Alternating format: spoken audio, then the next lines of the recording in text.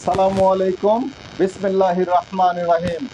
শ্রম আইন নিয়ে আলোচনা করার জন্য আরো একটি পর্ব নিয়ে আপনাদের মাঝে উপস্থিত হলাম। আমি হুসাইন আহমেদ আকাশ, সাধারণ সম্পাদক, বাংলাদেশ প্রগতিশীল নির্মাণ শ্রমিক ফেডারেশন। আশা করি সকলে ভালো আছেন।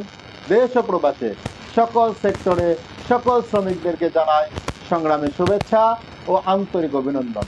সংগ্রামী সাথী ও বন্ধুগণ, আজ আমরা আলোচনা করব শ্রম আইনের ধারা 332 নিয়ে। মহিলাদের প্রতি আচরণ। কোনো প্রতিষ্ঠানে কোনো কাজে কোনো মহিলা নিযুক্ত থাকিলে তিনি যে পদ ও মর্যাদারই হন না কেন, তার প্রতি উক্ত প্রতিষ্ঠানের অন্য কেহ এমন কোনো আচরণ করিতে পারিবেন না যাহা অশ্লীল কিংবা অভদ্র জনিত বলিয়া গণ্য হইতে পারে, কিংবা যাহা উক্ত মহিলা শালীনতা ও সম্ভ্রমের পরিপন্থী। সংগ্রামী সাথী ও বন্ধুগণ, অত্যন্ত গুরুত্বপূর্ণ একটি বিষয় আজ আমরা আলোচনা করলাম।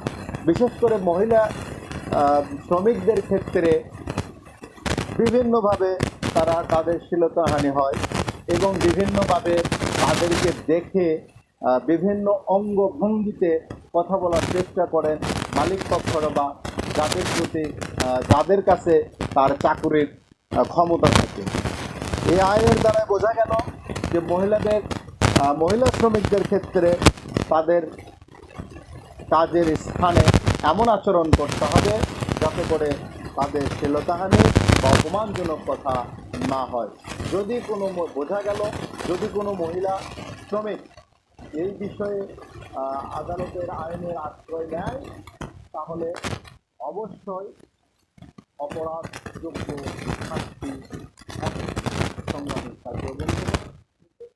আইনের প্রতি শ্রদ্ধাশীল হয়ে এদেশের সকল শ্রমিক এবং মালিকগণকে শ্রম আইন মেনে চলার অনুরোধ রেখে সকলে সুস্বাস্থ্যের দীর্ঘায়ু কামনা করে আমার নিজের জন্য দোয়া চেয়ে নিয়ে এই পেজের ভিডিওগুলো বেশি বেশি শেয়ারের মাধ্যমে এদেশের সকল শ্রমিকদেরকে দেখার সুযোগ করে দেওয়ার অনুরোধ করে আজকের পর্ব এখানেই শেষ করছি। আসসালামু আলাইকুম। আল্লাহ হাফেজ।